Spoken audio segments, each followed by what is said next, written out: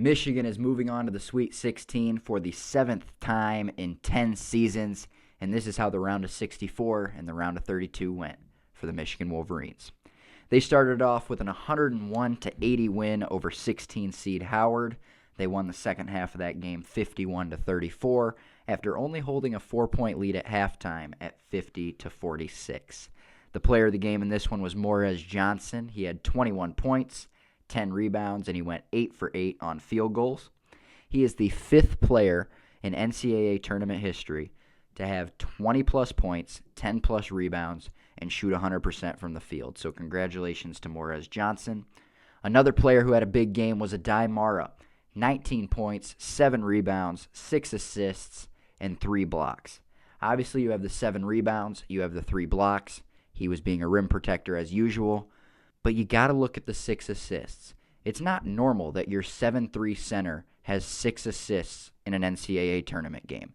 But he did, because he's not your prototypical center. He is an athletic ball mover. He moves the ball well to both corners. He moves the ball to the top of the key. He hits cutters on the other side of the lane.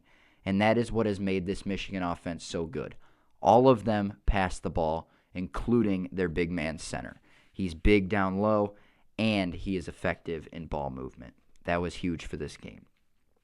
Speaking of him being imposing down low, it was points in the paint that won this game for Michigan. 52 points in the paint for the Wolverines to the Bison's only 18.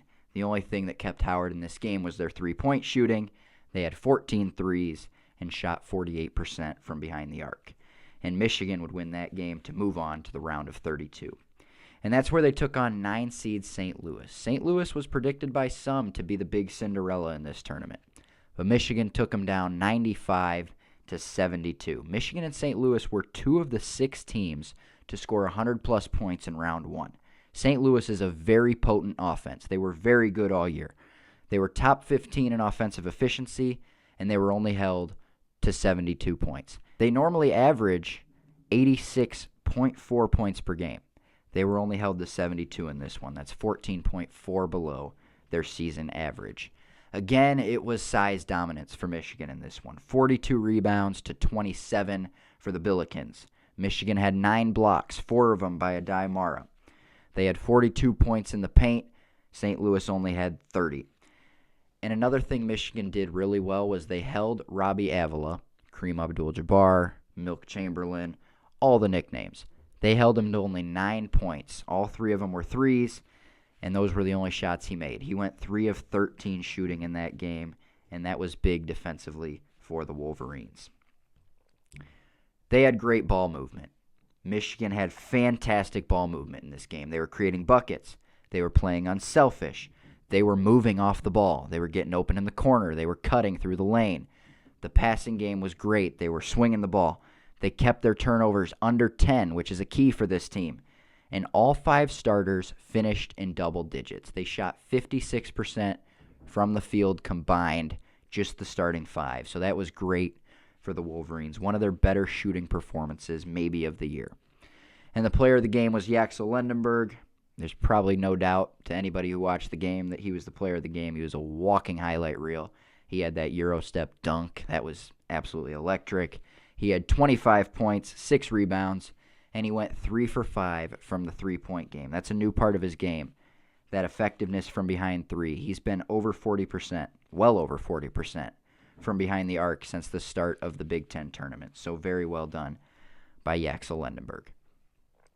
So now Michigan has absolutely wiped out the first 2 rounds of this tournament. Who are they going to play in the Sweet 16?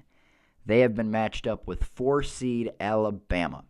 Alabama's coming off a huge win over Texas Tech, and they're averaging 90 points per game in this tournament so far. They've actually scored 90 in both games, against Tech and against Hofstra.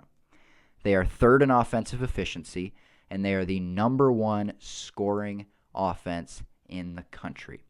Luckily for Michigan, they have a great defense to match up, as they are 3rd in defensive efficiency. But this is going to be a tough game for the Wolverines, as one thing they have struggled with defensively is defending the three-point line. You look at what Wisconsin's done to Michigan. Obviously, they got their get back in the Big Ten tournament, but you look at that first time. So many threes they gave up because they were not popping out and defending very well. Alabama shoots very well from three. 42% of their offensive production all year has come from behind the three-point line.